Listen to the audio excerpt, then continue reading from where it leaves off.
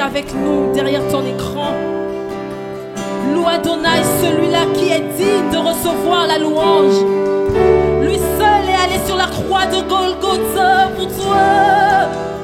Il a tout payé. Oh oui, il est digne.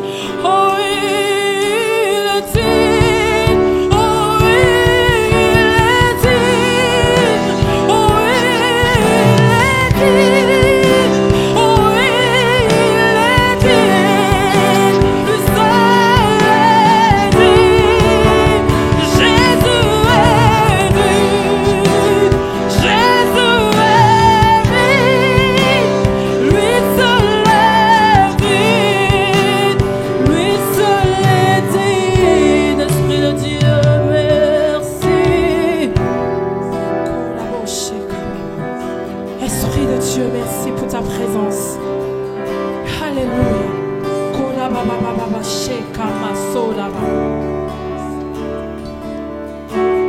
Quand il descend, oui, tout s'arrête.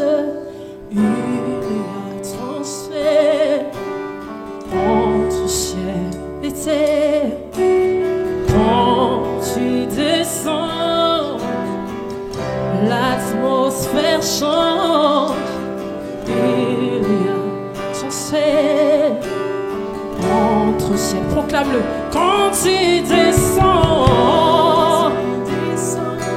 oui, tout s'arrête. Il y a entre ciel. Quand tu descends, l'atmosphère change. Il y a entre ciel. Je veux encore qu'on le dise quand il descend. Quand il descend, oui, tout s'arrête. Il y a entre ciel. Le Saint-Esprit est présent. Le Saint-Esprit est là. Crois-le lorsque tu le dis. Le Saint, oui, Jésus ne nous a pas laissés seuls. L'homme est fidèle, oui, le Saint-Esprit est là. Le Saint, dis-le encore, le Saint-Esprit est là, il est présent dans ta maison, dans ta cuisine. Oui, le Saint-Esprit est là, même dans ta chambre. Et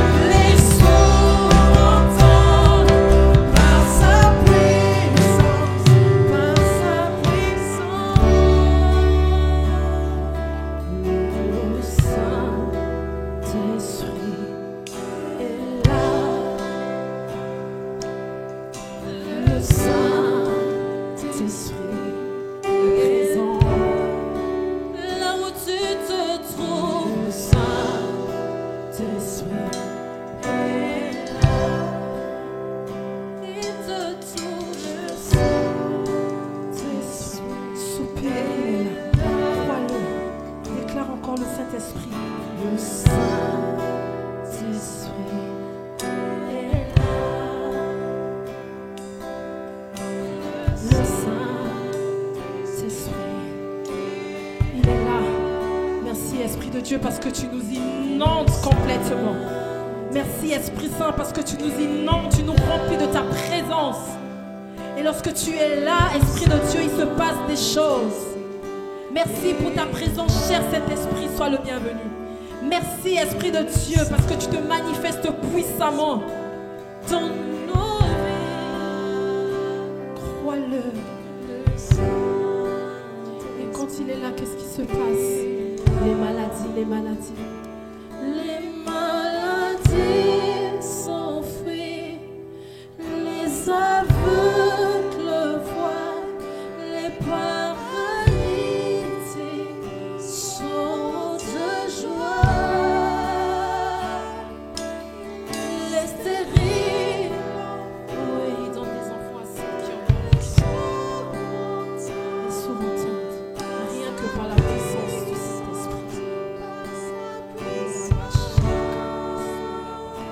Merci Esprit de Dieu. Merci parce que tu es en train de nous inonder de ta présence complètement. Nous le croyons. Nous le croyons, Esprit Saint. Merci. Merci parce que ta présence est là. Tu nous inondes complètement.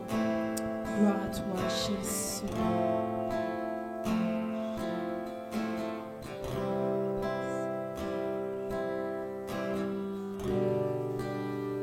Déclare-le là où tu te trouves, chez toi à la maison.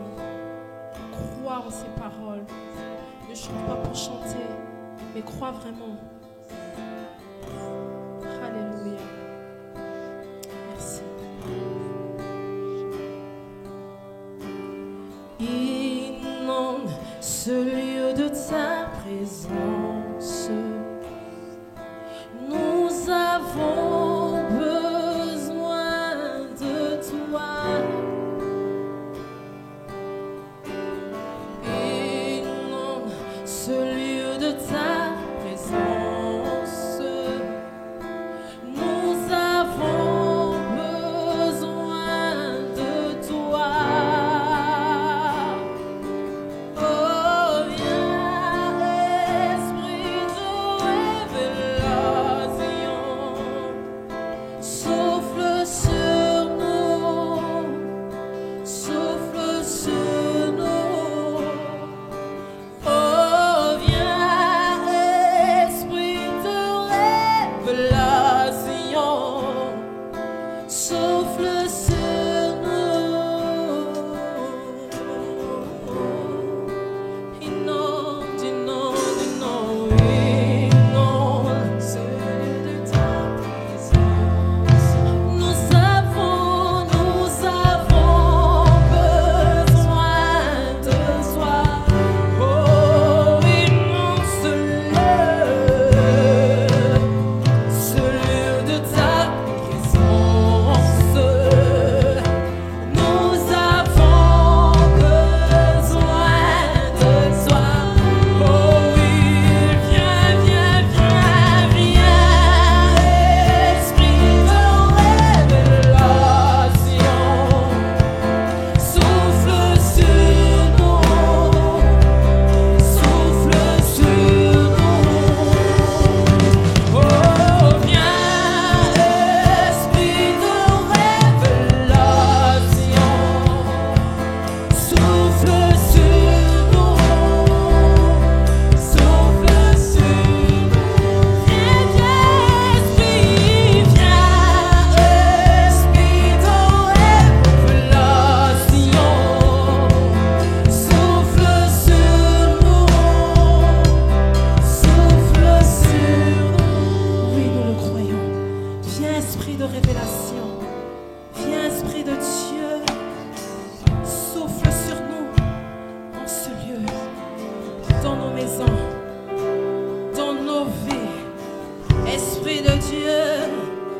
Oh oui, alléluia. Là où tu te trouves chez toi, si tu peux prier en langue, prie. Prie en langue, élève la voix. Oh, viens, Esprit de révélation,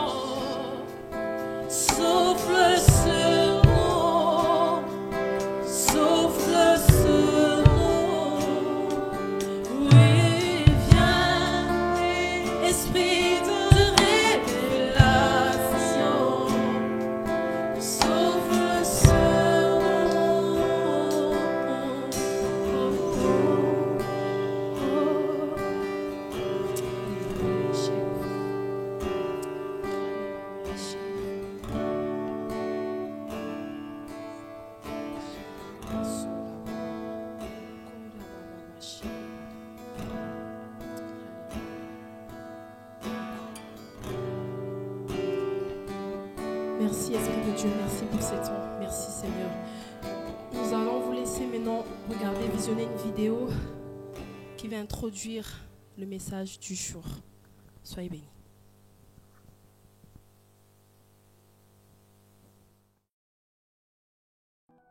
Après avoir essayé tout ce qui était en leur pouvoir, ils seront obligés de se rendre à l'évidence. Nous nous sommes trompés. Nous avons choisi le mauvais roi. Hélas, malgré ce constat, beaucoup se tairont dans le silence, la résignation et le repli sur soi, alors que d'autres se lèveront décidés à quitter leurs conditions et le royaume de Saül. Ainsi, ils rejoindront David, l'homme selon le cœur de Dieu, afin de l'élever à la royauté pour bâtir ainsi un nouveau royaume. Permettez-moi juste cette question dans ces temps si compliqués. Quand allons-nous décider d'agir plutôt que de subir? Dans cette série sur les vaillants hommes de David, nous vous dévoilerons les particularités, principes, qualités, mais aussi les changements que ces hommes et femmes devront mettre en place pour devenir le peuple de son cœur.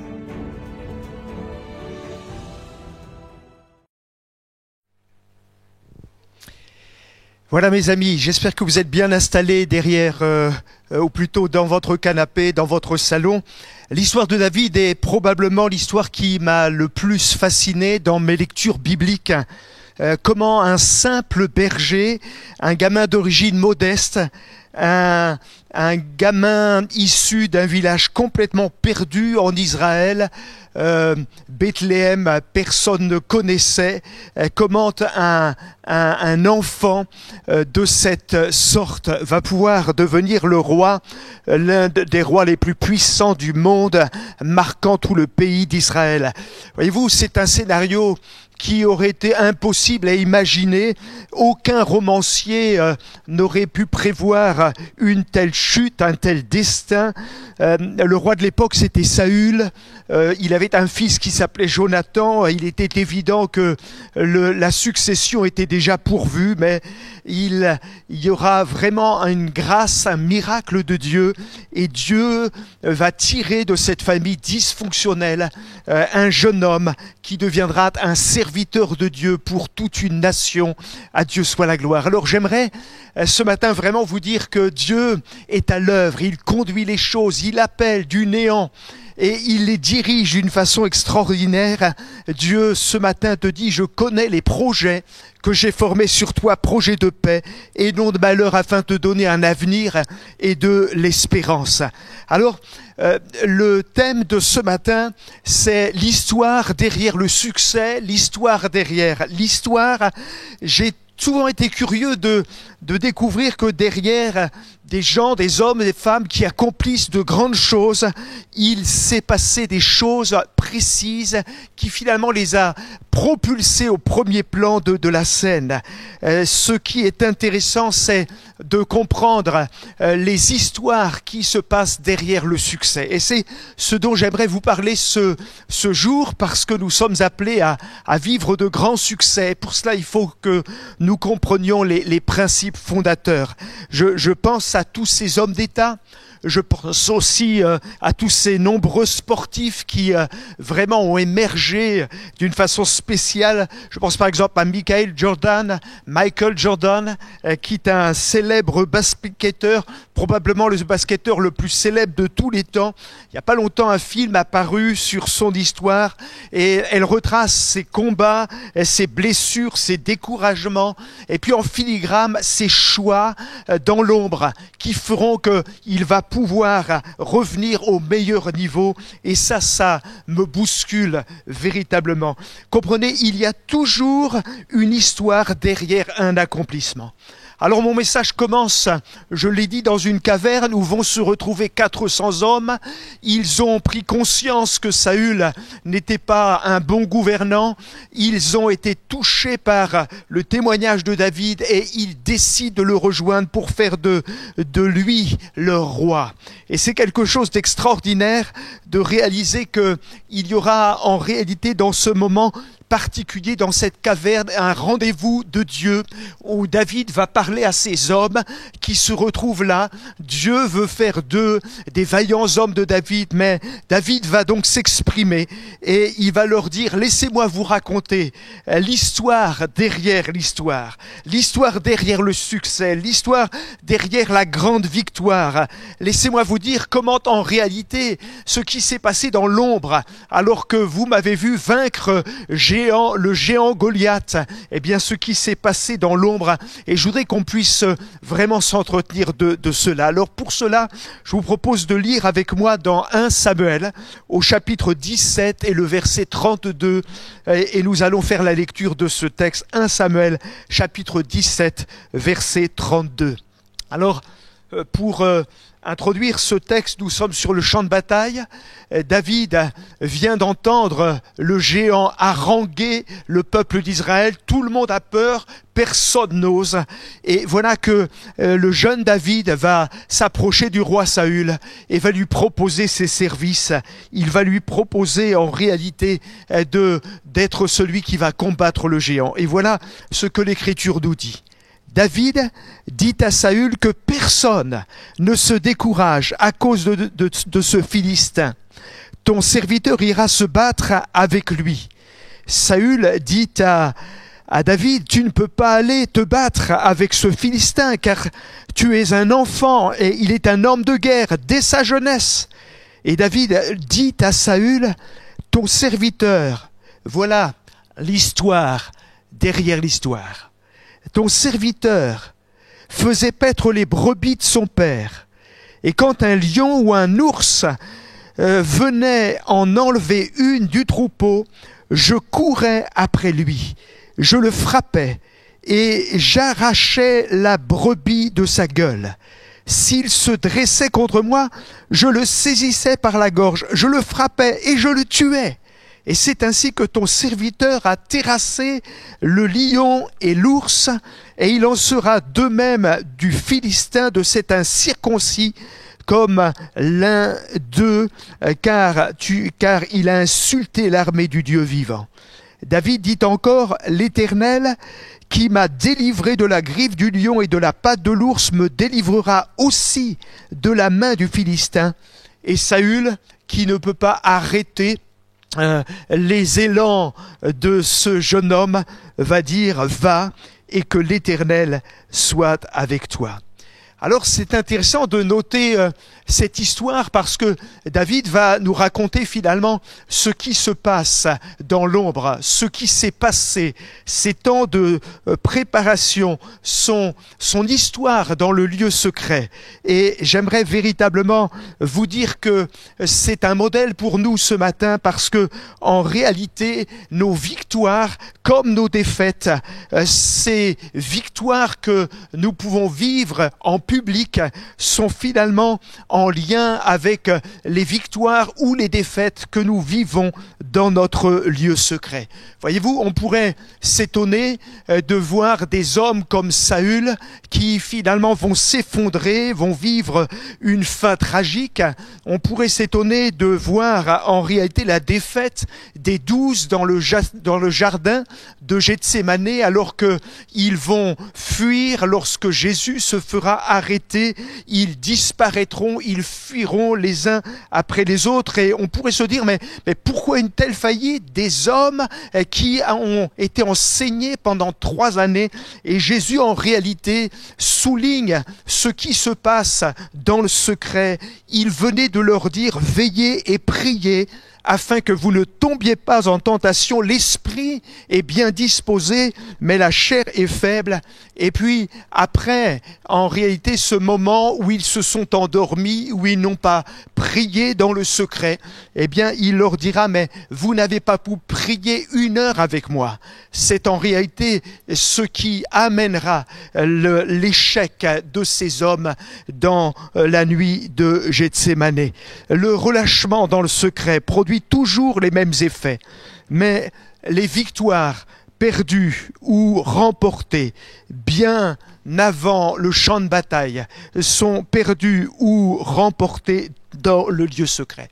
C'est vrai des défaites, mais c'est aussi vrai des victoires, mes amis.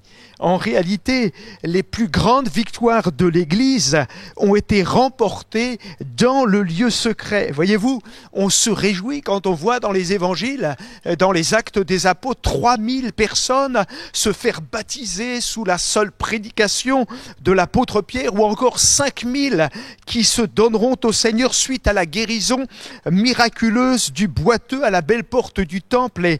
Et cela, en réalité, réjouit notre cœur, mais il faut comprendre ce qui s'est passé dans le secret, parce qu'en réalité, ces victoires publiques témoignent d'un fort vécu dans le secret, alors qu'ils cherchaient Dieu pendant 10 jours dans la chambre haute et qu'ils seront visités et baptisés du Saint-Esprit.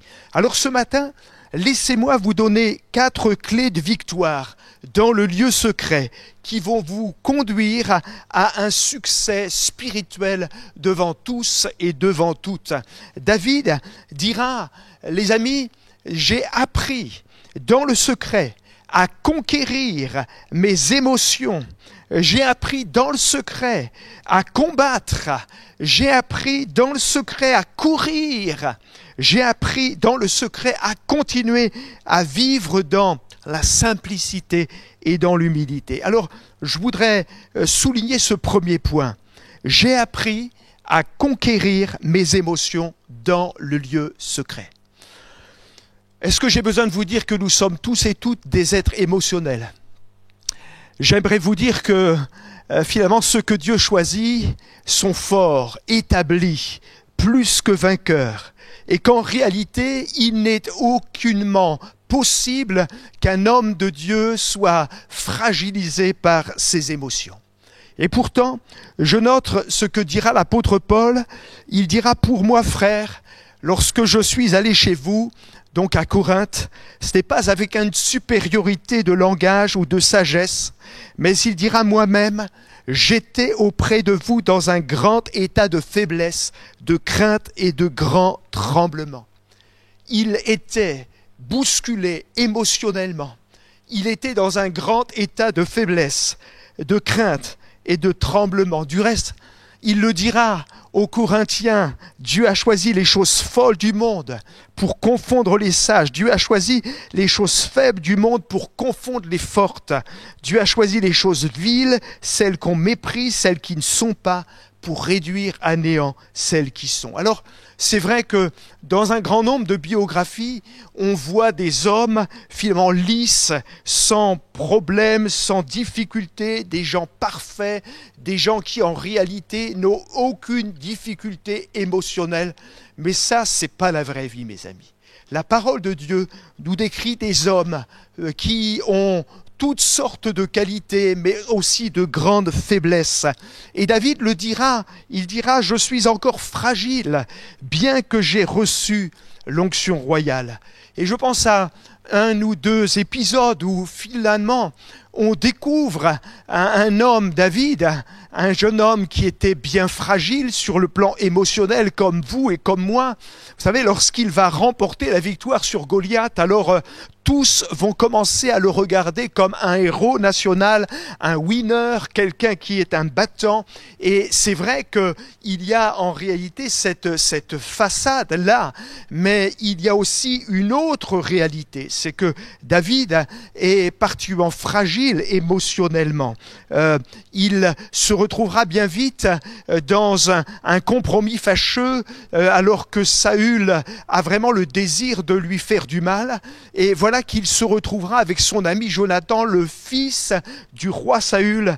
Et le texte vraiment nous montre que là, dans ce moment particulier où David se retrouve avec Jonathan et que David est en train de partager ses craintes, ses peurs, la Bible dit, et c'est fort de découvrir que à ce moment précis, il nous est dit, ils pleurèrent tous ensemble, et surtout David fondit en larmes. Et il est en train de dire, mon père, ton père est en rage, je ne peux plus être protégé par toi, je ne peux plus être défendu par toi, je me retrouve tout seul, et il faut maintenant que je fuis au désert. Et il est en train de pleurer toutes les larmes de son corps. Et j'aimerais vous dire que parfois dans notre vie chrétienne, il y a toute une émotion qui nous prend face aux difficultés, face aux combats.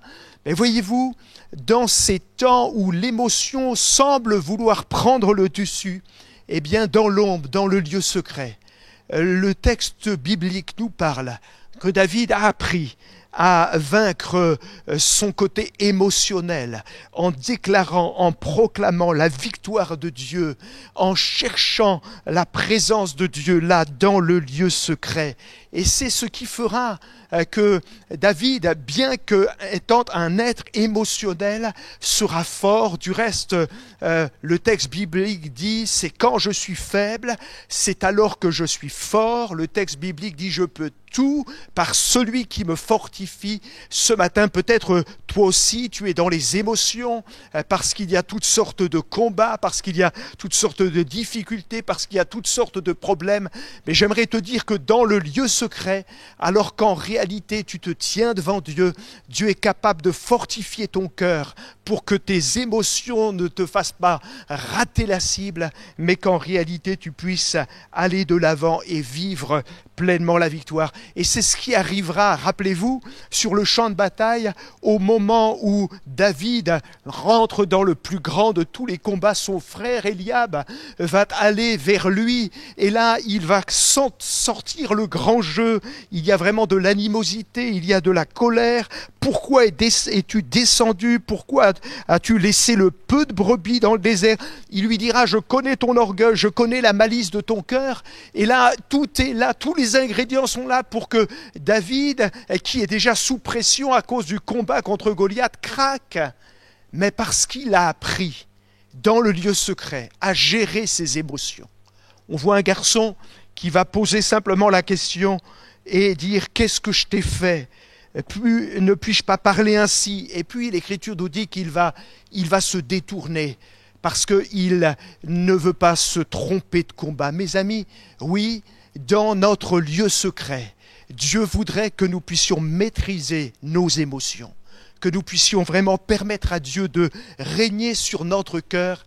Et c'est la grande leçon de David. Il dira, j'ai appris à conquérir mes émotions. J'ai appris à vivre la victoire dans le domaine émotionnel pour servir mon Dieu, bien que je sois particulièrement fragile et faible.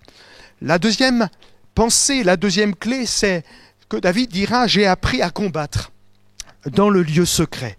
J'ai appris à combattre.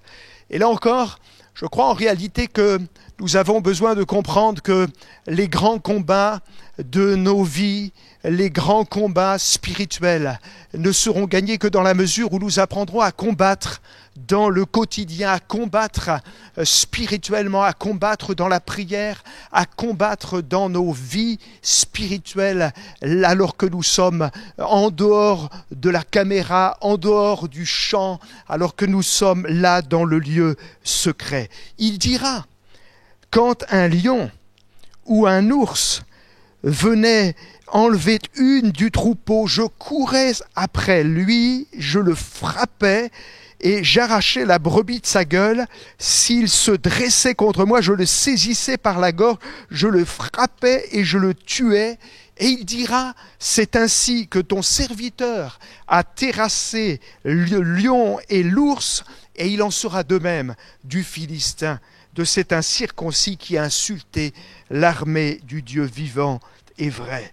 J'aimerais vraiment vous amener à comprendre que, au-delà de ce combat physique contre l'ours, contre le lion, évidemment, il y avait un combat spirituel, parce que vous n'imaginez pas qu'arracher une brebis de la griffe de l'ours ou de la gueule du lion, c'est évidemment un combat spirituel dans le lieu secret, alors qu'il était seul dans la pâture.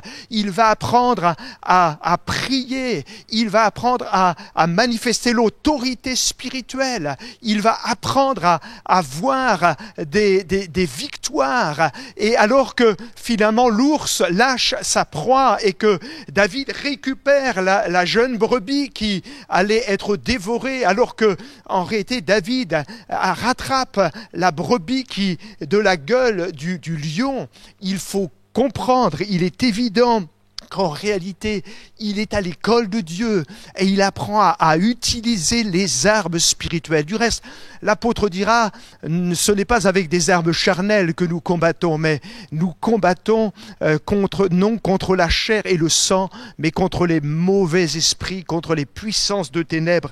Et nous avons besoin vraiment, dans le lieu secret, de vivre vraiment l'apprentissage de ces armes qui nous rendront victorieux. À Dieu soit la gloire.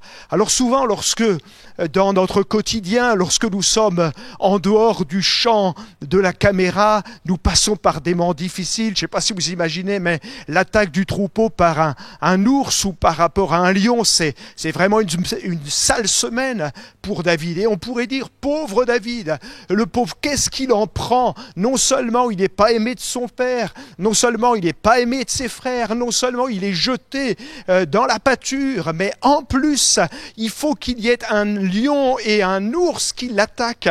Franchement, il n'a pas de chance. Franchement, c'est difficile. Le pauvre, il s'en prend plein la tête. Laissez-moi vous dire qu'en réalité, Dieu programmait ces combats pour que dans la pâture, dans son quotidien, il puisse apprendre à utiliser les armes. Dieu sait quels sont les combats que tu devras remporter demain.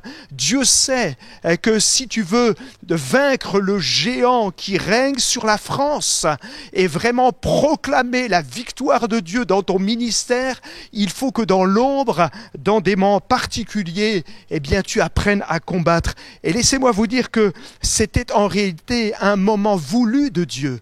Et dans ces moments voulus de Dieu, il apprendra à combattre. J'aime cette parole où Jérémie entendra Dieu lui dire « Si tu cours avec des piétons et que ceux-ci te fatiguent, comment pourras-tu lutter avec des chevaux plus tard? Et si tu te crois en sûreté seulement lorsque tu es dans une contrée paisible, que feras-tu sur les rives orgueilleuses du Jourdain ?» Je crois que Dieu dans l'ombre, je crois que Dieu dans notre quotidien, je crois que Dieu au cours de nos semaines est en train de nous apprendre le bon combat de la foi. Du reste, l'apôtre Paul dira à Timothée, combat le bon combat de la foi.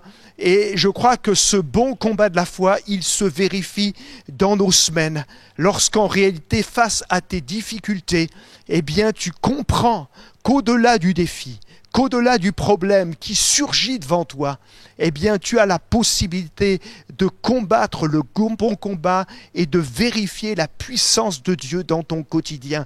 Alors ne te lamente pas, ne crains pas, mais comprends que la victoire, elle est donnée à ceux qui apprennent à combattre dans le domaine de la foi. Je parle de ce lieu secret où l'on apprend à chercher Dieu. Laissez-moi vous dire que dans les lectures assidues de la parole de Dieu, j'ai noté ce moment exquis où Josué, vous savez, le grand conquérant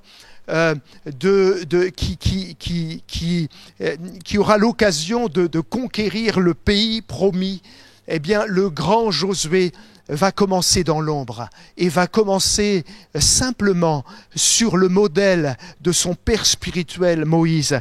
Je relisais cette semaine ce texte qui m'a fait énormément du bien, je vous le livre. Exode chapitre 33 verset 11. L'Éternel parlait avec Moïse face à face comme un ami parle à son ami. Puis Moïse s'en retournait au camp. Mais il est ajouté, mais son jeune serviteur Josué lui, ne sortait pas du milieu de la tente et il continuait à prier. Mais mes amis, voilà Josué qui voit de quelle manière Moïse prie, s'adresse à son Père céleste. La Bible dit qu'il y avait une relation spéciale entre Dieu et Moïse. Il parlait à Dieu comme un ami parle à son ami. Alors Josué est impressionné, mais il se dit, il faut que je puisse vivre cette réalité aussi. Et alors que Moïse se lève pour repartir dans la vie de tous les jours, eh bien, lui, il reste dans la tente et il apprend, il cherche le Seigneur, il apprend à combattre le bon combat. Il dit, Seigneur, je ne te laisserai, viens me rencontrer, viens me visiter. Seigneur, plus de toi. Voilà ce qui fera que plus tard, dans la conquête du pays promis, Josué connaît les clés de la victoire parce qu'ils se sont passés dans l'ombre alors qu'ils cherchaient le Seigneur. La troisième clé que je vous propose ce matin, c'est que David a appris à courir dans le lieu secret. Il a appris à courir dans le lieu secret. Le texte dit, verset 35, je courais après lui, je le frappais et j'arrachais la brebis de sa gueule. Je courais. Voyez-vous, je me suis aperçu qu'en réalité, ceux qui ont été des instruments puissants entre les mains de Dieu, ceux qui sont aujourd'hui utilisés puissamment par le Seigneur, sont des hommes et des femmes qui finalement, dès le début de leur conversion, ont manifesté du zèle, de la passion. Ils couraient dans tout ce qui pouvait être fait pour l'œuvre de Dieu. Alors je suis bien d'accord qu'il ne faut pas confondre la vitesse et la précipitation, mais cette notion de courir pour faire l'œuvre de Dieu est une notion importante. Savez-vous que souvent j'observe quand des frères viennent me voir ou des sœurs viennent me voir en disant « Pasteur Philippe, on voudrait servir le Seigneur », eh bien je regarde s'ils courent pour aller faire leur service. Parfois, eh bien, on rencontre des gens qui disent on voudrait faire de grandes choses pour Dieu, mais ils ne sont pas capables de courir dans la vie avec Dieu et il manque l'énergie, il manque le zèle, alors que en réalité c'est le feu intérieur, le feu sacré, le zèle qui fera que mon service sera efficace. Alors c'est incroyable parce que maintenant il se retrouve sur le champ de bataille. Il se retrouve devant le géant et la Bible dit que alors que le géant se met en marche, alors que le géant se met en mouvement en direction de David, eh bien le texte dit qu'il va courir sur le champ de bataille. Et là, ça impressionne tous ceux et celles qui l'observent. Parce que tous ceux et celles qui observent David disent, mais incroyable, quelle énergie, et pourquoi il se met à courir contre le géant Goliath. Mais en réalité, s'il peut courir sur le champ de bataille, dans le combat contre Goliath, c'est parce que dans l'ombre, dans le lieu secret, il avait appris à courir. Alors, quelqu'un dira ce matin, mais qu'est-ce que cette parole, qu'est-ce que je peux en faire ce matin? Eh bien, je crois que tu dois apprendre dans ton lieu secret à courir chaque matin dans la présence de Dieu en disant « Seigneur, je ne te laisserai que tu ne m'aies béni ». Je crois que tu dois apprendre à courir dans l'ombre, dans les petites choses, parce que avant d'accomplir de grandes choses, Dieu te confie des petites choses. Et si tu fais l'école du dimanche en traînant la savate, si tu vas à la garderie lorsqu'elle sera reprise en traînant la savate, eh bien laisse-moi te dire que tu n'es pas dans cette attitude qui fait que Dieu pourra t'utiliser demain. Je courais, dira-t-il. Il courait contre le lion, il courait contre l'ours, il courait pour arracher. Ah mes amis, j'imagine quelqu'un ce matin qui comprend qu'il est important que tu cours dans la présence de Dieu chaque matin pour arracher telle ou telle brebis qui s'est éloignée de la bergerie. Toi aussi, tu peux courir pour libérer des hommes et des femmes. Et c'est tellement important de comprendre que c'est ce qui va se passer dans ton lieu secret qui va révéler finalement ce que tu feras demain. À Dieu soit la gloire. Alors, il dira, j'ai appris à conquérir mes émotions. Il dira, j'ai appris à combattre le bon combat de la foi. Il dira, j'ai appris à courir dans le lieu secret pour être rempli du Saint-Esprit, afin ensuite de manifester la victoire de Dieu dans ma vie au quotidien. Et puis, il dira, et je vais terminer par cela, j'ai appris à continuer. C'est le 4e C, à continuer dans l'humilité. Laissez-moi vous dire que c'est bien de commencer, mais c'est encore mieux de continuer. Et nous avons véritablement besoin de comprendre que finalement Dieu voudrait que nous apprenions à continuer à vivre dans l'humilité. David commence petit et c'est une réalité. Il est un simple berger, il a un tout petit troupeau, c'est même pas son troupeau. Alors bien sûr c'est normal qu'il soit dans la simplicité, dans l'humilité.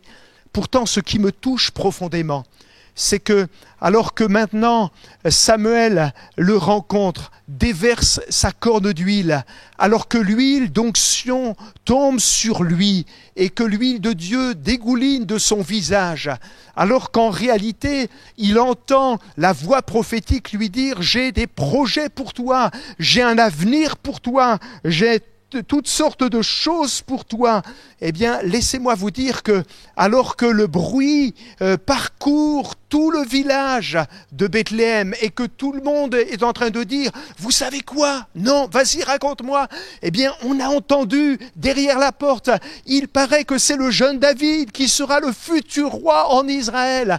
Moi, j'aurais imaginé que David, à partir de ce moment-là, aurait dit « Mon ministère, mon royaume » et lorsque son père lui aurait dit « Écoute, va et retourne vers les brebis pour les garder », eh bien, j'aurais imaginé qu'il aurait refusé, mais pas David, parce que, impressionnant, il continue dans l'humilité. Et vous savez pourquoi il continue dans l'humilité? Parce qu'il a appris à se tenir dans le lieu secret. Voyez-vous, le lieu secret, c'est un lieu qui nous rend humbles. Le lieu secret, c'est un lieu qui nous amène à poursuivre dans la simplicité, dans l'humilité. L'orgueil prend souvent ceux et celles qui se détachent à un moment donné du lieu secret parce que maintenant ils pensent qu'ils sont arrivés.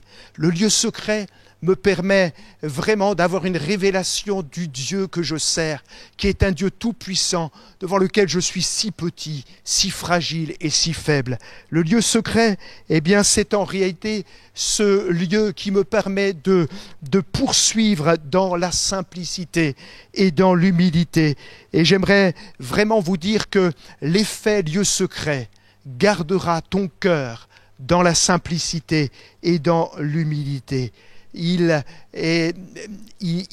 va franchir différentes étapes. Il va en réalité à un moment donné être repéré pour devenir le joueur de harpe du roi. Et là encore, eh bien, c'est quelque chose d'extraordinaire parce que on sent qu'il y a à chaque fois comme une direction de Dieu, mais il ne se prend pas la tête, il ne laisse pas tomber à l'orgueil, il reste dans la simplicité et après avoir joué devant le roi, il retourne à ses brebis. En réalité, il continue dans la simplicité. Alors, laisse-moi te dire que le lieu secret, c'est probablement le lieu sur lequel le Seigneur nous attend. Les plus grandes victoires, les plus beaux ministères, finalement, sont formés là, dans notre lieu secret. Tu veux vivre de grandes réussites? Tu veux voir le géant Goliath tomber sur la France? Eh bien, Dieu t'invite à prendre du temps dans le secret. Et j'aimerais laisser la place maintenant à Rachel et à Jean-Yves qui vont chanter ce cantique qu'ils ont composé dans le lieu secret. Et puis ensuite, on se retrouve pour un temps de partage tous ensemble.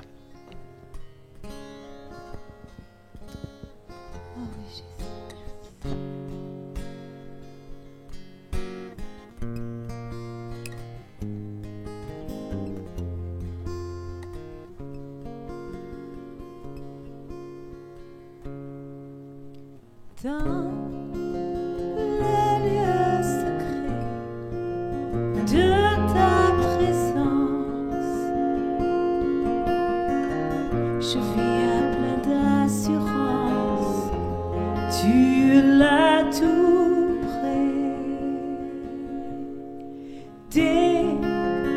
déposant mes peines et toutes mes fautes.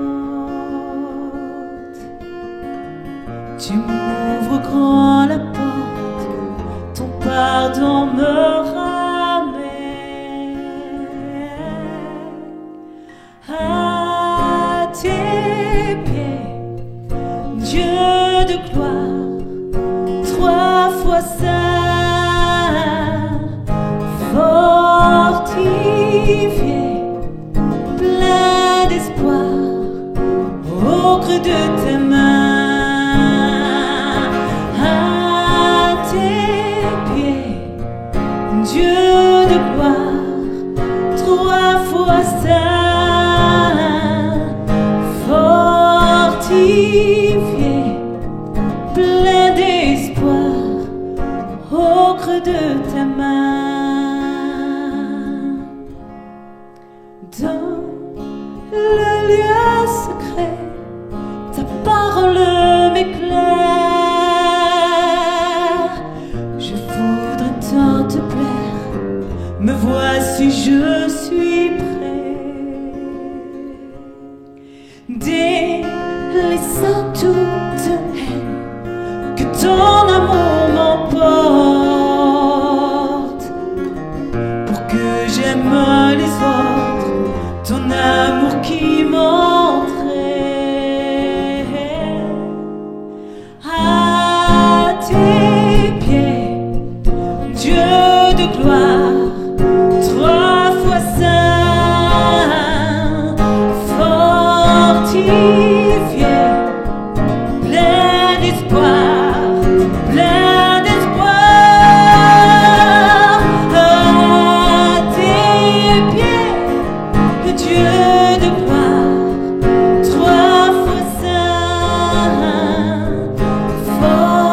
fortifié, plein d'espoir, au creux de ta main.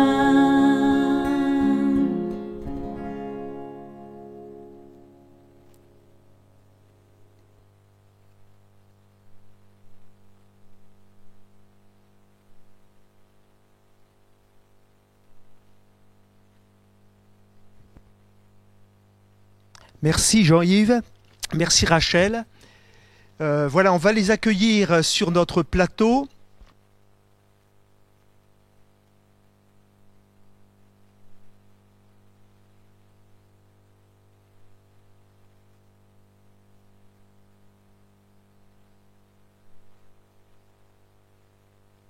Notre plateau, alors je salue Hervé, Véro, Lisiane, Julie.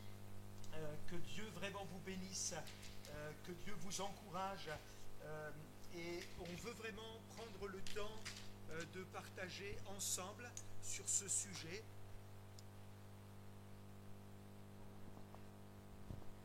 Alors je n'ai pas invité ce matin un couple pastoral, bien qu'ils le sont. Mais j'ai invité ce matin des artistes, auteurs-compositeurs, Jean-Yves et Rachel, puisque ce chant qu'ils viennent d'interpréter dans le lieu secret, c'est donc un chant de leur composition. C'est Jean-Yves qui a composé ce chant-là.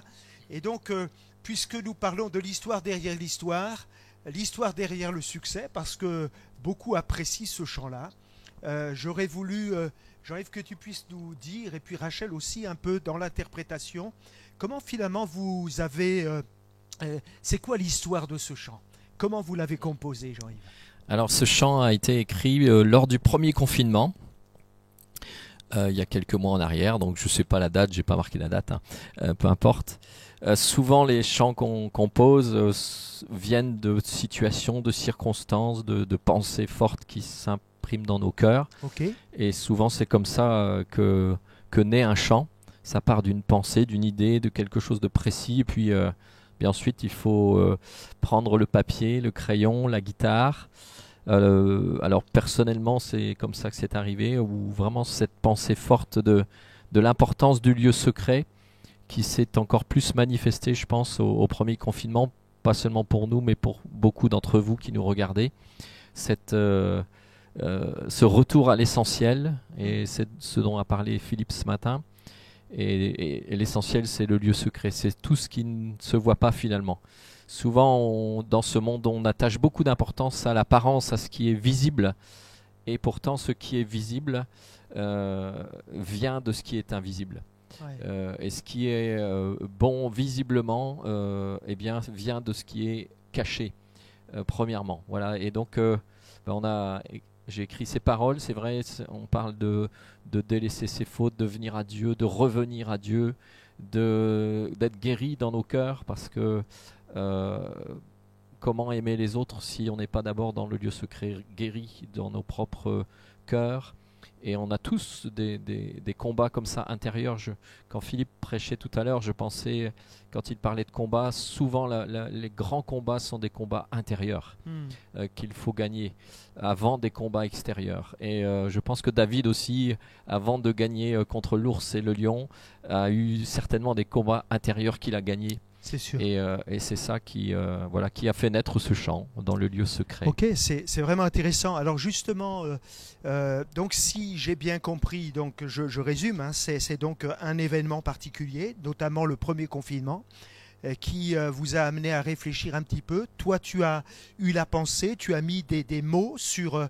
et puis Rachel, alors comment ça a été quoi ta participation, Rachel?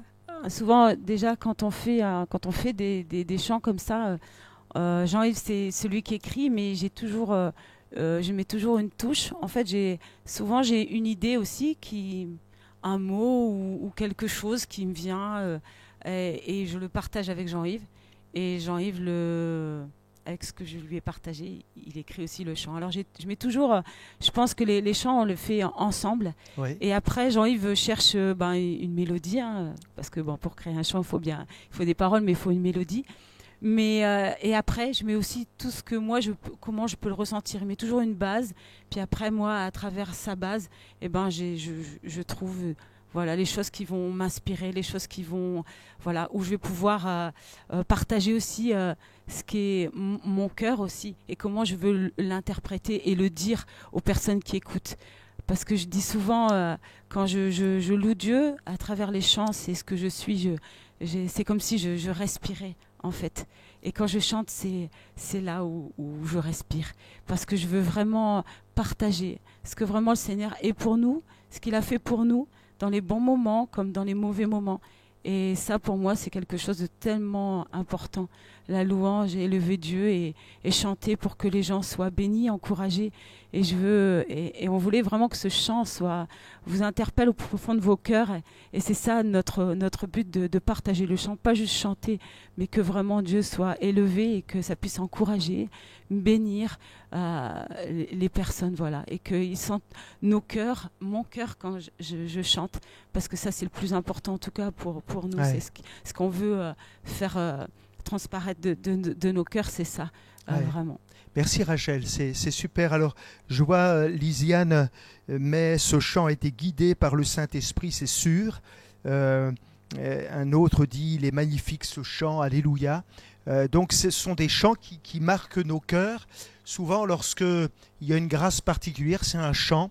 Eh bien, c'est un chant qu'on va se souvenir et puis on va le reprendre. Alors, on va le chanter moins bien que toi, Rachel, mais on va le reprendre dans nos journées, peut-être en lavant la vaisselle, et puis on va vraiment proclamer des choses. Alors, j'imagine, parce que moi, je commence à vous connaître, ça fait 8 ans qu'on bosse ensemble, hein, ça commence à faire. Et donc, l'idée, c'est de réfléchir. Je sais que vous chantez, pas pour chanter, mais c'est derrière le message, il y a, je l'ai dit, une histoire, mais il y a du vécu. Alors, ça veut dire que vous aussi, vous avez votre lieu secret. Alors Jean-Yves, tu me disais, quand on a préparé l'émission, tu me disais, moi je ne révèle pas des choses qui sont intimes avec Dieu, mais tu peux quand même nous dire, ou vous pouvez nous dire un peu comment vous vivez votre lieu secret, puisque je parlais sur le fait que si on veut vivre des journées réussies, si on veut vivre de grandes victoires, tout commence par notre lieu secret. Comment tu vis cela, toi Jean-Yves, toi Rachel, votre lieu secret? Alors nous, pour ceux qui nous connaissent, on est un couple assez fusionnel. Hein. Nous, on aime bien prier ensemble chaque matin. Voilà, c'est notre fonctionnement à nous, hein. Après, il y a aussi des temps où on prie ensemble. Mais comme je disais à Philippe, oui, quand on préparait ce moment, Jésus parle du lieu secret, je crois que c'est dans Matthieu 5, Oui. hein, dans la prière. Voilà, quand tu pries, entre dans ta chambre, ferme ta porte et prie ton Père qui est dans le lieu secret. Et ton Père te le rendra. Donc, je pense qu'il y a dans ce qui est secret, il y a une intimité. Donc, il y a une partie qui doit rester intime, dans le sens où quand en fait les motivations de ce qu'on vit, que ce soit dans la prière, que ce soit dans le service, que ce soit dans les offrandes qu'on fait, dans ce que Jésus nous met en garde contre le fait d'étaler les choses pour être vu. Non pas que le péché c'est d'être vu par les gens, mais c'est la motivation qui serait un péché en fait. Et donc oui, il y a des choses qu'on vit dans le secret. Et prier, vous savez, c'est pas forcément le temps, la quantité de temps. Même Jésus le dit ça dans ce même passage, il dit les païens pensent qu'à force de paroles ils seront exaucés. C'est surtout la proximité avec Dieu, je crois. Enfin, je vais laisser Rachel dire, mais la proximité avec Dieu, on parle à Dieu. Voilà, on n'est pas Moïse, hein, mais comme on doit arriver à parler avec Dieu comme on parle à un ami, en fait, dans le quotidien, dans les choses simples et sans grands éclats forcément. Cette proximité avec Dieu, elle se vit au quotidien dans les choses simples en fait. Ouais. Est-ce qu'il vous est arrivé, Rachel, puisque tu as le micro, comme David, qui finalement a pris des victoires dans le secret, de prendre des positions dans la prière, dans ton lieu secret, et puis finalement tu as vu les conséquences après dans ta vue publique, ou est-ce que je te lance la perche là, mais est-ce que ça t'est arrivé de vivre quelque chose dans ton lieu secret et qui s'est traduit ensuite par une victoire sur le plan public? Alors, comme ça, je n'ai pas forcément de choses précises, mais en tout cas, comme le Jean-Yves le partageait, c'est que voilà, le lieu secret, pour moi, il le partageait, c'est vraiment chaque jour, dès que j'ai besoin d'être, de parler. Et moi, souvent, c'est dans la voiture. Souvent, je suis toute seule dans la voiture. Et peut-être on va dire, elle est complètement folle, celle-là. Elle a un petit problème.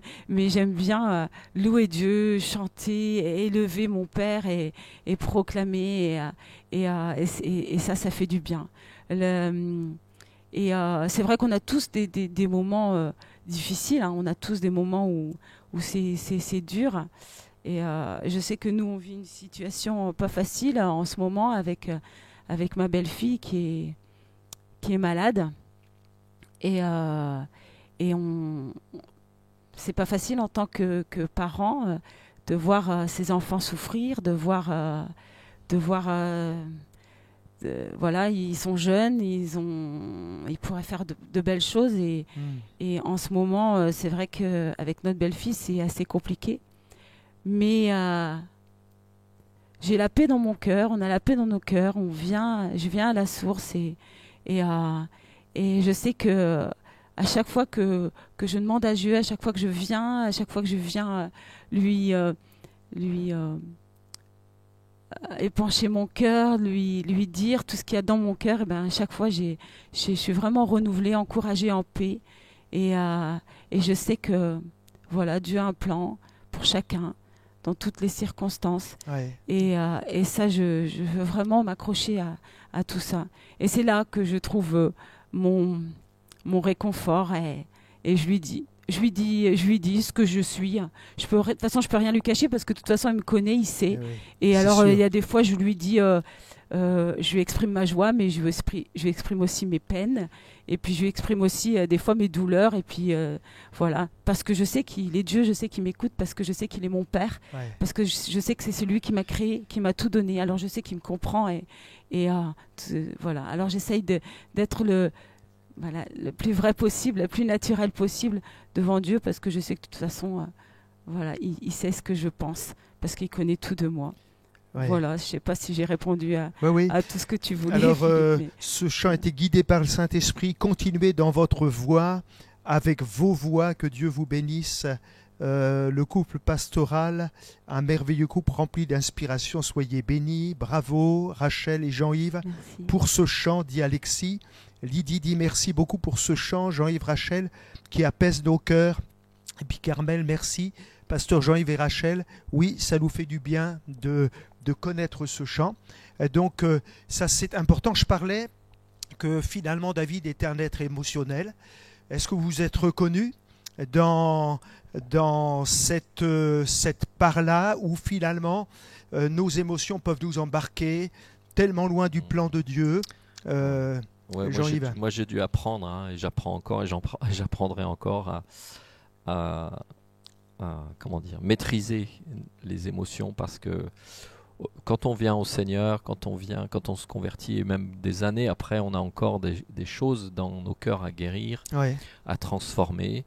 Et plusieurs fois, j'ai eu des combats contre moi-même, souvent contre de faux raisonnements, contre parfois des complexes, contre l'inverse aussi parfois. Hein. Parfois, Philippe en a parlé, l'orgueil peut surgir et nous piéger. Donc, on doit apprendre, et on apprend à gérer nos émotions.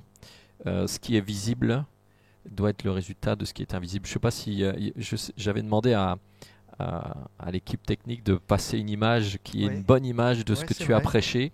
C'est l'iceberg en fait. L'iceberg, on voit à peu près, je ne sais plus si c'est un tiers ou un quart est visible, et les 2 tiers sont invisibles. Et si on regarde que ce qui est à la surface, on peut dire oh c'est un tout petit iceberg, mais en fait il y a beaucoup de choses derrière. Et dans toute chose, je pense que c'est valable pour la prière. Je pense que c'est valable aussi pour les choses de la vie. Par exemple, si on prend le domaine artistique pour chanter, eh bien, il faut avoir travaillé avant. Ouais, c'est sûr. Rachel, par exemple, a fait des années et des années de cours de chant, je ne sais pas combien d'années. Voilà, pour jouer de la guitare, mais il faut travailler. Je ne suis pas aussi bon que beaucoup. Hein. Mais il y a du travail derrière, il y a des heures, et pour toute chose en fait. Même là, alors que vous regardez ce live, il y a toute une équipe derrière qui a travaillé et qui travaille encore, et qu'il faut encourager, avec plein de choses à penser qui ne sont pas visibles, mais qui sont présentes. Et donc en toute chose, il y a une partie cachée qui est en fait la plus importante. C'est comme un arbre. Un arbre, il y a ce qu'on voit, puis il y a les racines qui sont indispensables, et sans les racines, il n'y a plus rien. Exactement. Très rapidement. Alors, sur le plan émotionnel, apprendre donc à maîtriser ses émotions, ça se fait dans la prière, ça se fait le matin lorsque je me tiens devant Dieu. J'aime ce texte où il est dit du ministère du Saint-Esprit qui prend de ce qui est à Jésus et puis nous le communique. Et ça se passe pas quand on court à 100 à l'heure dans la vie, mais c'est quand on se tient devant Dieu, dans notre lieu secret. La Bible dit encore, et j'aime ce texte, nous qui contemplons le Seigneur, nous sommes transformés en la même image. Et c'est tellement beau de voir que dans le lieu secret, le matin, tu peux vraiment prendre du temps devant Dieu, être transformé. Et finalement, ce sera Jésus qui sera vu en toi dans ta journée. Et l'homme public, finalement, sera marqué par Jésus, parce que dans le lieu secret, tu auras été vraiment celui qui aura reçu la présence et l'esprit de Jésus. Alléluia. Et on parlait aussi de combat, apprendre à combattre. Et tout à l'heure, tu parlais de ta belle-fille, hein, et on est vraiment dans la prière tous ensemble pour prier pour Rebecca. Mais je disais, parce que je suis vraiment convaincu qu'on voudrait bien d'une vie cool, tranquille, paisible. Et curieusement, parallèlement, on dit, Seigneur, on voudrait voir la France pour toi. On voudrait voir la Côte d'Opale gagnée par l'Évangile. On voudrait voir des ministères comme Paul se lever dans l'église de Saint-Paul et avec des miracles extraordinaires. Et finalement, je comprends que finalement, pour apprendre à combattre contre les géants et les faire tomber, il a fallu apprendre au travers des petits problèmes. Entre nous, les petits problèmes, un ours et un lion, c'est quand même un problème de taille. Mais quand même, il a fallu qu'il apprenne. Et je pense que souvent dans nos combats de tous les jours, dans nos semaines, on dit là ça a été une sale semaine. Là on était cette semaine dans la famille après avoir visité ma maman et ma belle-sœur a eu une mauvaise nouvelle. Sa fille s'est fait défoncer la voiture. Ils sont dans le service de Dieu, une voiture que des chrétiens ont fait un don, alors qu'ils avaient vraiment, ils servent le Seigneur en Belgique et ils n'ont pas beaucoup de moyens. Et cette voiture-là s'est fait fractionner. Et dans un espace de temps, ma belle-sœur a dit mais c'est pas juste, c'est pas normal. Et qu'est-ce qui se passe? Et finalement, moi j'ai pensé, puisque je commençais à préparer mon message, j'ai dit mais ces combats-là sont pour la gloire de Dieu, parce que dans ces combats-là, on apprend à combattre, on apprend à gérer nos émotions, on apprend aussi à prier, on se tient devant Dieu, et puis c'est un événement qui va se transformer pour la gloire du Seigneur. Est-ce que vous comprenez que combattre le bon combat de la foi, ça ne s'apprend pas à l'école, c'est sur le terrain, dans la prière, hein, Jean-Yves Rachel? Quand on parle de combat, de toute façon, il y a souvent des coups. Hein. Ouais. Il y a des. Je pense que quand il a combattu le lion et l'ours, il a peut-être été un peu griffé quand même. Je pense. Même s'il a eu la victoire, il y a eu quelques douleurs, je pense, pendant quelques jours et quelques semaines après ce combat-là. Donc je pense que dans la vie aussi, oui, il y a des combats, il y a des choses qui nous ont fait mal sur le coup, mais qui nous font grandir aussi. Ouais. Et puis qui nous apprennent aussi à comprendre ceux qui passent par les mêmes combats. Quelqu'un qui n'a jamais eu de combat et jamais eu de victoire, il regarde de haut celui qui passe par l'épreuve ou la difficulté. Il regarde avec mépris. Mais quand on est passé nous-mêmes par des épreuves, on peut compatir, on peut aimer, on peut aider, on peut écouter aussi, parce qu'on est passé par les mêmes choses finalement. Oui, tout à fait. Alors plusieurs... écrivent, merci à l'équipe, merci au service. Alors je passe le message, hein. Merci à toute l'équipe qui travaille dur derrière les écrans pour vous donner cette émission. Nous prenons conscience de ce que vous nous apportez tous et nous vous remercions, que ce soit les pasteurs, l'équipe de louange, les musiciens, l'équipe technique. Martin Chapman dit merci à la louange, merci Philippe aussi pour le message. Etc., etc. Je crois que c'est vraiment important de ces moments que l'on vit. Et peut-être je pourrais conclure ce temps de débat en disant que pour moi, c'était impensable. David, 17 ans, 50 kilos. Moi, j'essaie d'imaginer. David, c'est un peu la taille de... ouais, mais à 17 ans, tu ne devais pas faire beaucoup. 55. 55. En tout cas, voilà. Imaginez un petit David à 55 kilos. Vraiment, il terrasse le lion et il terrasse l'ours. Et là, on se dit, c'est où il y a un truc, où c'est un vrai mensonge dans le texte, ou alors c'est par la puissance de Dieu. Et là, on a vraiment besoin de comprendre que nos combats, eh bien, on doit les vivre par la puissance de Dieu. Et à ce moment-là, c'est Dieu qui combat pour nous. Ce n'est plus nous qui combattons, mais c'est la gloire de Dieu qui se saisit de nos affaires. À Dieu soit la gloire. Hein, Jean-Yves? Je repensais quand tu prêchais, en fait, David... Quand il gagne contre Goliath, il prend quelques pierres et puis la première est la bonne. Ouais. Et ça me...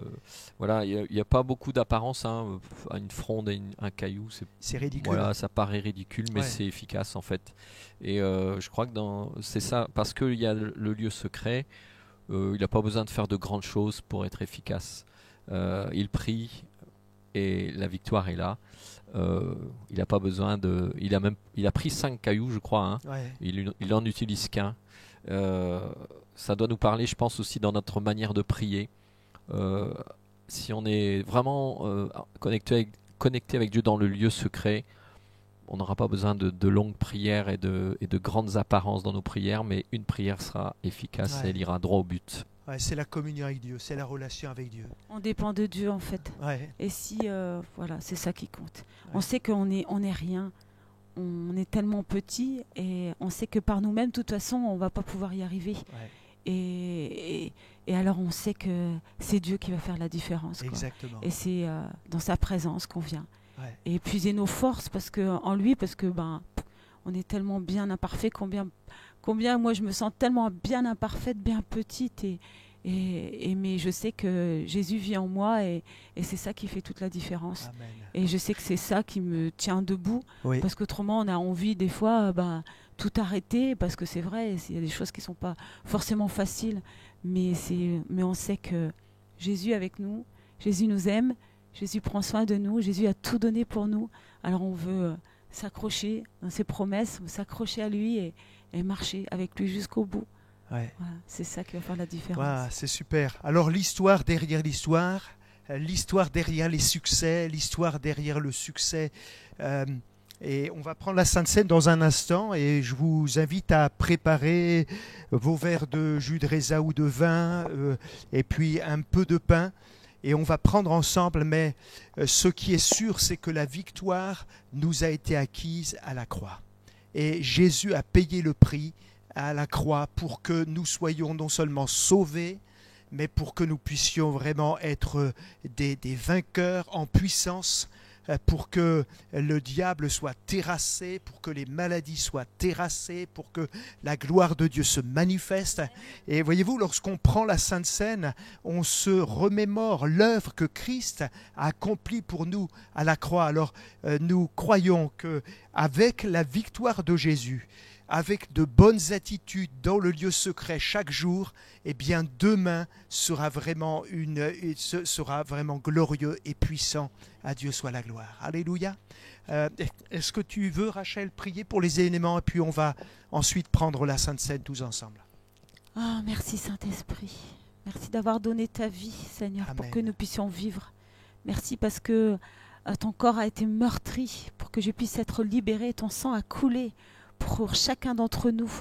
Et Seigneur Jésus, chaque jour, nous voulons nous rappeler de cet amour si grand, si Oui. parfait, Seigneur, que tu as fait pour que aujourd'hui nous puissions être là et nous puissions proclamer ton nom, Jésus. Alors merci de ta mort, c'est vrai, sur la croix, Amen. mais le 3e jour, tu es ressuscité. Et aujourd'hui, tu vis dans nos cœurs. Amen. Et nous voulons proclamer la grâce et la victoire dans le nom de Jésus. Merci, Dieu de grâce. Merci, Dieu d'amour. Amen. Amen. Amen. Amen. Amen.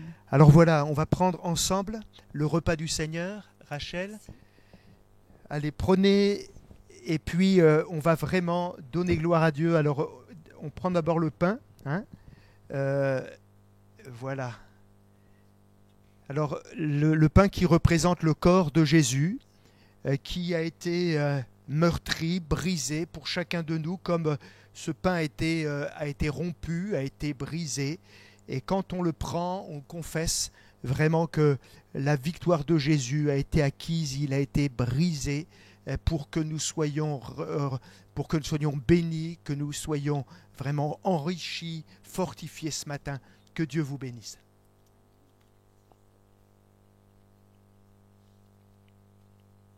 Merci Seigneur. Et puis le jus de raisin ou le vin, parce qu'en fait il est question du fruit de la vigne, donc c'est l'un ou l'autre. Donc c'est en fait l'image du sang de Jésus qui a coulé pour le pardon de nos péchés. Et à chaque fois que je prends le vin ou le raisin, le jus de raisin, je pense et je déclare merci Seigneur parce que tu as effacé tous mes péchés. Il n'y a plus de condamnation pour celui qui est en Jésus.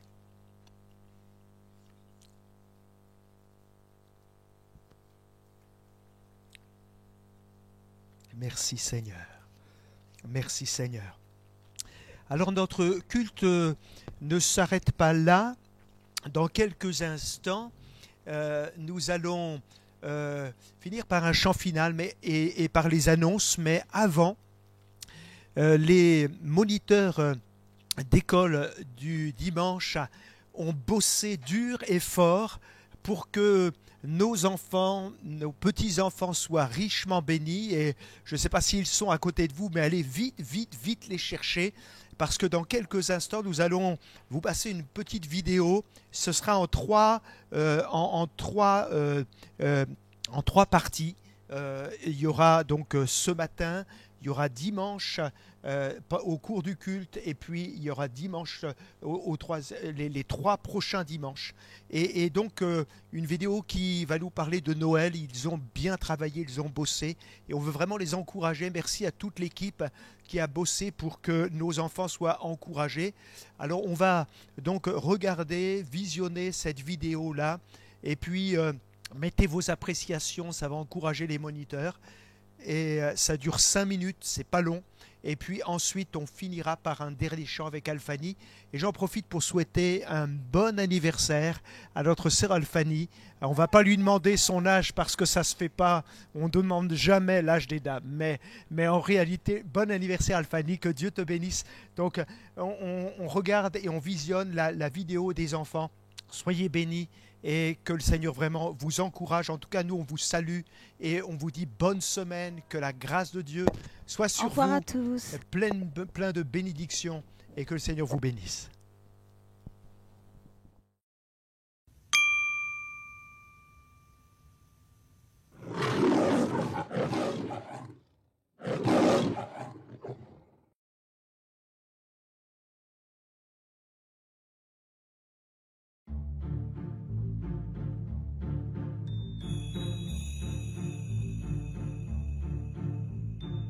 Voici Grincheux.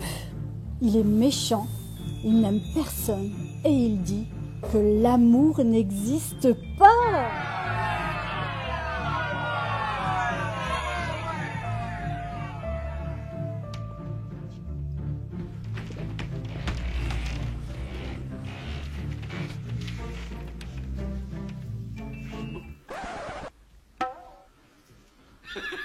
Grincheux aime jouer de mauvais tours et embêter son entourage. Allez les loulous, on fait les étirements, c'est bientôt fini la séance là. Allez, encore, c'est bien. Bon, allez, on s'étire, on se fait plus grand, possible, voilà. Bravo, allez, à la prochaine les enfants.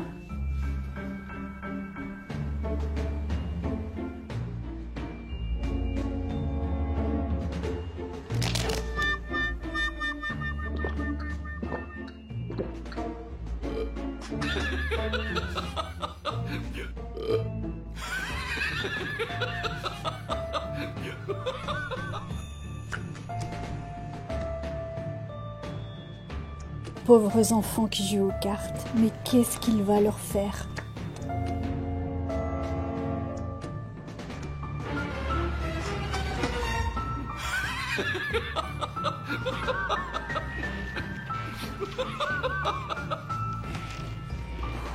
Grincheux, fatigué de ses méchancetés, se jette sur le canapé et se surprend à rêver d'une vie meilleure.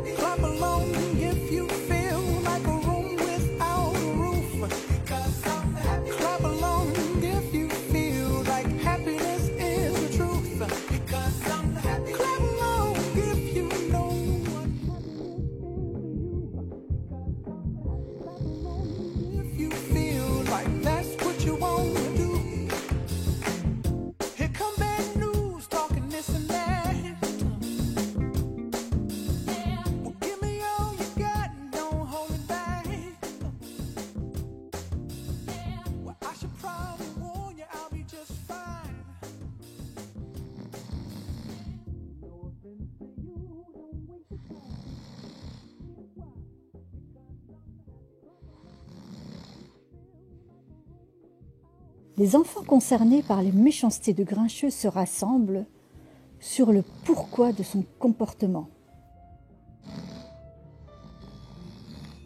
Pourquoi il est méchant? Peut-être qu'il est malheureux. Je pense qu'il ne sait pas ce que ça fait d'être aimé. que sa maman elle était méchante avec lui. Qu'est-ce que tu fais? Non mais tu rigoles, je vais laisser la faire après le devoir. Et le sol, Je suis d'accord. Oui, c'est vrai. Grincheux se réveille brusquement et se demande ce qui lui arrive de rêver de ce genre de choses. Et puis il se dit, mais non, pour lui il est impossible d'aimer. Non, c'est pas possible. Ça n'existe pas, l'amour.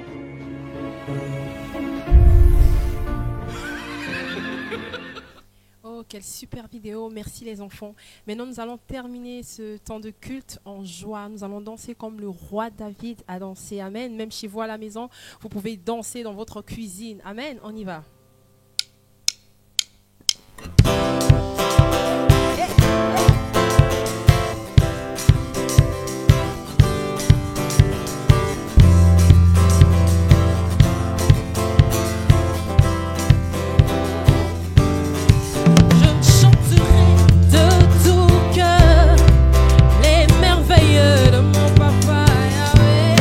Il m'a ôté des ténèbres, il m'a